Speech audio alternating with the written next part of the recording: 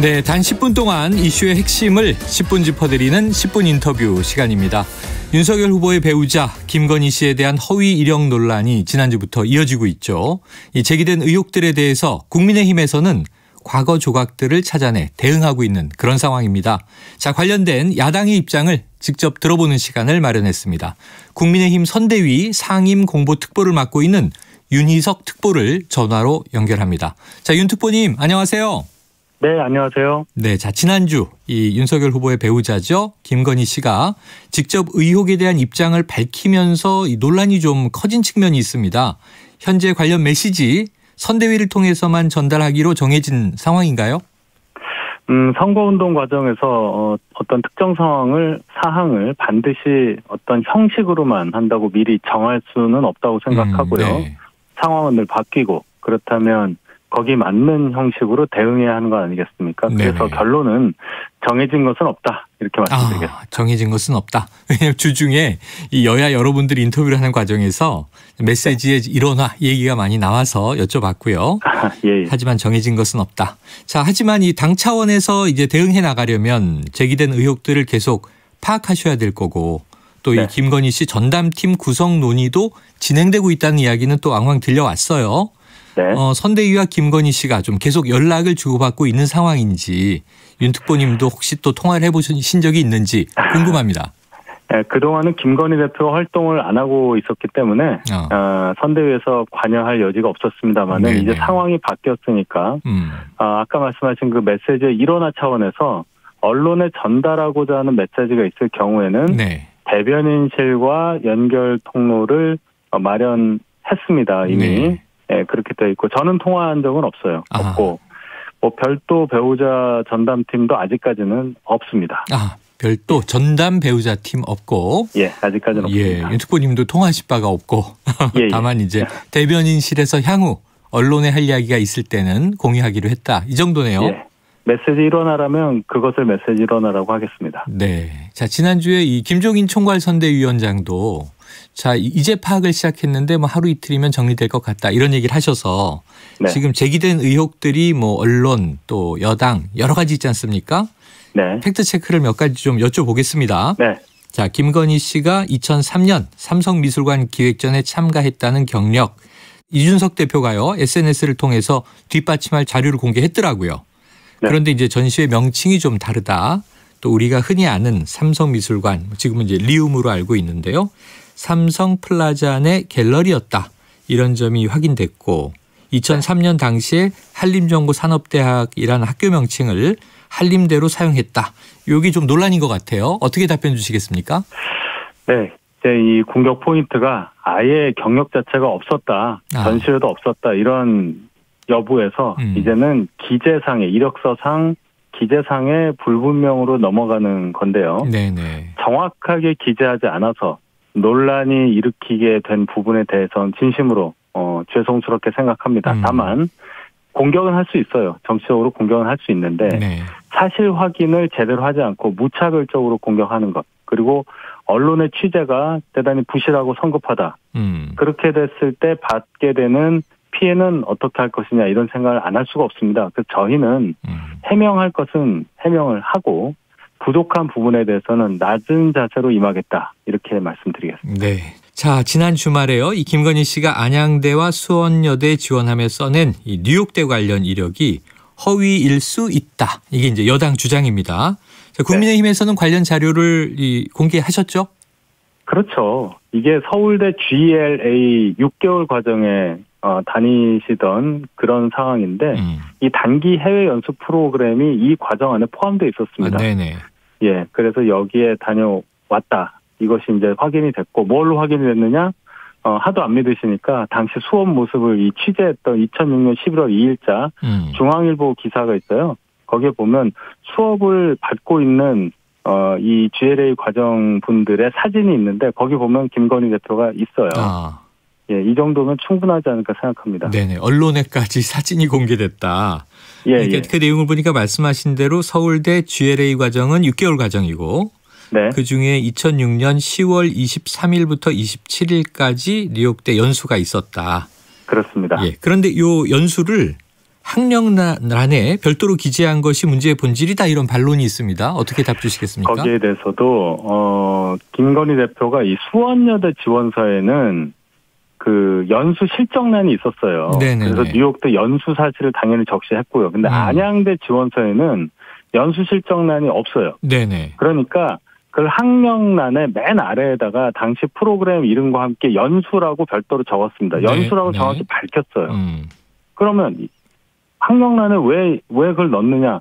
아니 연수란이 없으니까 연수라는 거 밝힐 수 있잖아요. 네네. 그것을 학력으로 해석할 분은 없을 거예요. 네. 연수랑 그 정식 졸업한 학력과는 다르니까. 다만 그걸 밝힌 것이지 그것을 속이려는 의도가 있었을까요? 네, 그러면 연수라고 안 썼겠죠. 뉴욕대 졸업 이렇게 쓴 것도 아니고. 그렇죠. 뉴욕대 연수 이렇게 밝혔기 때문에 연수란이 별도로 없어서 학력란 끝에 기재했을 뿐이다. 이것은 이제 그런 정도 수준이다라고 지금 해명을 주셨습니다. 네. 자, 과거 이 김건희 씨가 지원 서류에 이제 기재했던 내용들이 결국 여러 가지 사안들인데 실제 경력보다 좀 부풀려진 것 아니냐. 허위라는 지금 표현도 있고요.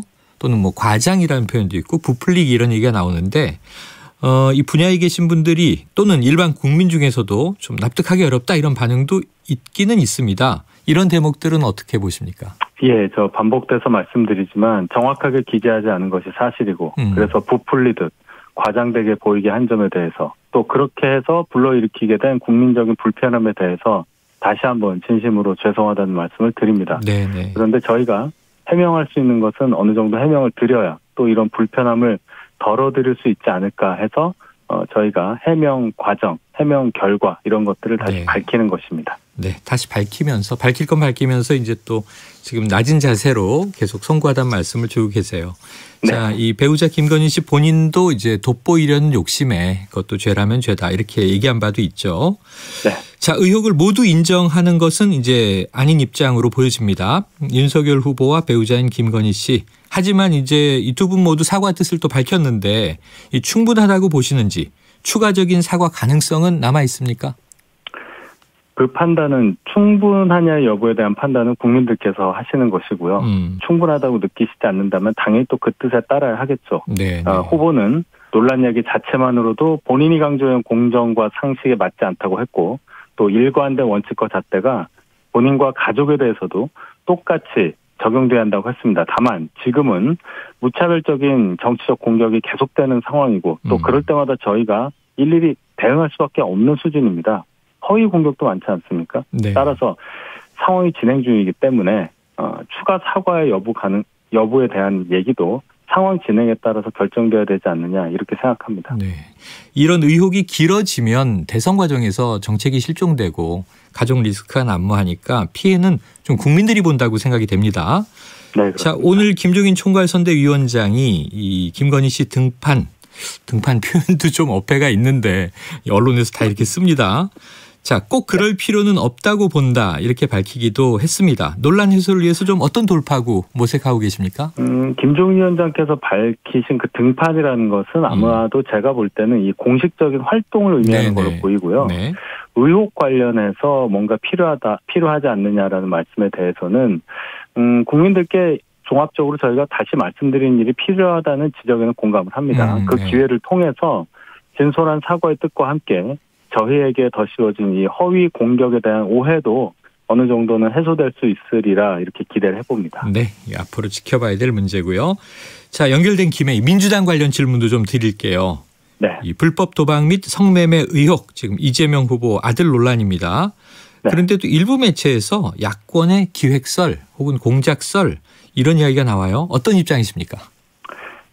이 일은 현재 진행형인 범죄입니다. 성매매 처벌법 위반, 상습도박, 증거인멸 교사 혐의가 있는데요. 네. 정치적 유불리를 떠나서 당연히 수사를 해야 되고요. 그런데 이에 대한 민주당 대응에 대해서는 짚고 넘어가야 되겠습니다. 네. 여당 대선 후보 아들의 도박과 성적인 일탈 행위는 무엇보다도 어려운 시절을 힘겹게 버티고 있는 이 시대 청년들 마음을 아주 많이 크게 다치게 하는 거 아니겠습니까? 네. 그런데 민주당의 선대위에서 성평등 자문단 공동단장이라는 중요 직책을 맡고 있는 권인숙 의원, 여성 노동 인권 운동가라고 하던 이분이 평범한 일이다 이런 식으로 표현을 했단 말이죠. 이것은 이분 소신을 꺾은 거죠. 이 부분에 대해서도 지적하고 싶고, 또 하나 공장 얘기하시는 이 김남국 민주당 선대위 온라인 소통단장. 네. 김건희 대표 의혹을 덮기 위해서 이재명 후보 아들 문제를 터뜨렸다. 근데 그 근거가 어떤 택시기사가 손님을 태웠는데 그 손님이 뭐 사과를 오늘 하고 아들 문제를 터뜨려서 이 사건을 충분히 덮고 한 방에 보내버릴 수 있다라는 내용의 통화를 했다 하는 뭐 유튜브 내용 인용해서 이런 얘기를 하지 않았습니까? 네네. 이런 박약한 근거로 이렇게 어마어마한 주장을 하고 있는 민주당 대응에 대한 태도, 이런 것에 대해서 지적 안 할 수 없죠. 이런 네. 자세에 대해서는 국민적 판단이 있을 것으로 생각합니다. 자세에 대한 국민적 판단을 언급하셨습니다. 아까 이제 이 아들 문제 중에 상습 도박도 있고 성적 일탈 행동 이렇게 얘기하셔서 여기 네. 이재명 후보는요, 불법 도박 의혹에 대해서는 인정하고 연이어 사과하고 있는데 성매매 의혹에 대해서는 이 본인이 맹세코 아니라고 하니 부모된 입장에서 믿을 수밖에 없는 상황이다. 이렇게 밝히고 이제 부인을 했습니다. 자, 네. 국민의힘에서는 이 대목은 어떻게 대응하실 겁니까? 이재명 후보의 부모된 입장은 이해를 합니다. 그런데 이재명 후보의 믿음에 반하는 증거들이 자꾸 나오고 있지 않습니까? 네. 아들이 SNS상에 올려놓은 글들이 많고요. 그런 글들을 보면 민주당에서 주장하듯이 뭐 친구에게 들은 얘기를 쓴 것 같다느니 거기에 갔다는 것도 불분명하다니 하는 그런 변명은 더 이상 통하지 네. 않을 것이라고 보고요. 어찌되었건 현재 진행형인 범죄이기 때문에 수사당국에서 어떻게 수사하는지 제대로 우선 지켜보겠습니다. 네, 알겠습니다. 지금 뭐 여야 문제 다 짚어봤는데 지난주 발표된 여론조사에서 이 야당 김건희 씨 관련 의혹 여론이 일부 반영된 것 같습니다. 그런데 이제 이재명 후보 아들 관련 의혹은 이제 반영되지 못해서 이번 주 여론조사를 이제 주시하게 되는데 이 두 후보의 가족 리스크 지지율에 어떤 영향 줄이라고 분석하세요? 결코 좋은 일은 아닐 것이고요. 양쪽 그렇다고 모두에. 해서 네네 그렇다고 해서 어느 쪽에게 득이 있느냐 실이 있느냐를 따질 일도 아닙니다. 대단히 민망하고 송구한 일 아니겠습니까? 네네. 대선이 이런 일을 중심으로 흐른다는 것에 대해서 국민들 어느 누구도 좋아하실 일이 없고 미래를 보는 선거, 정책 선거가 될 수 있도록 노력하겠습니다. 그래요. 자, 그러다 보니 제3지대 후보들이 연일 여야 양당 후보를 비판하고 있습니다. 자, 정의당 심상정 후보 특검 요구했고 안철수 국민의당 대선 후보는 후보 합동 검증위원회를 설치하자 이런 얘기를 했어요. 이 제안에 대해서는 어떤 입장이세요? 안철수 후보의 얘기에 대해서 말씀을 드리면 선거 과정이라는 것 자체가 후보들에 대한 국민들의 검증 과정입니다. 네. 국민들이 판단하는 거죠. 근데 정당이 후보를 내는 과정이라면 뭐 있을 수 있는 얘기지만 네. 이미 후보를 내지 않았습니까? 그래서 후보를 띄는 사람에 대해서 뭐 어떤 검증위원회를 둔다는 것은 국민들이 판단을 하기도 전에 누군가가 그 판단에 개입한다는 해석이 가능하죠. 네. 부정적으로 생각합니다. 부정적이다. 자, 네. 윤특권 연결된 김에 제가 하나만 마지막으로 여쭤볼게요. 예. 이 뉴스가 오늘 정말 좀 놀란 뉴스입니다. 네. 자, 신지혜 전 한국여성정치네트워크 대표가 국민의힘 선대위에 새시대 준비위원회 수석 부위원장 자리로 전격 합류했잖아요. 네네. 그동안 이제 이 페미니즘하고 젠더 갈등과 관련해서 이준석 대표가 상당히 좀 각을 세우기도 했고요. 네네. 진보 진영에서 활동하던 진보 쪽에서도 뭐 민주당에 비하면 상당히 급진적인 진보였는데 신 전 대표가 국민의힘과 잘 맞을까? 어떻게 보세요? 신지혜 대표가 대단한 결단을 했다고 보고요. 네. 또 그 신지혜 대표를 영입하는 데 성공한 선대위의 역량도 평가를 받아야 된다고 생각합니다. 네네. 대통령은 정파의 수장이 아니라 국민을 통합하는 큰 자리라고 봐야 되지 않겠습니까? 한국에는 20대 남자도 있지만 20대 여자도 있고 네. 사회 계층은 다양한 겁니다. 그런 차원에서 국민을 통합하겠다는 어떤 가치를 위해서 신지혜 대표의 영입은 대단히 큰 의미가 있다 이렇게 생각합니다. 네, 긍정적인 큰 의미로 해석해 주신 걸로 이해가 됩니다. 앞으로 또 지켜봐야 되겠죠. 자, 네. 윤특권님 오늘 말씀 여기까지 하죠. 고맙습니다. 네, 감사합니다. 예, 지금까지 국민의힘 선대위 윤희석 상임공보특보와 이야기 나눴습니다. 최영일의 시사본부는 여러분과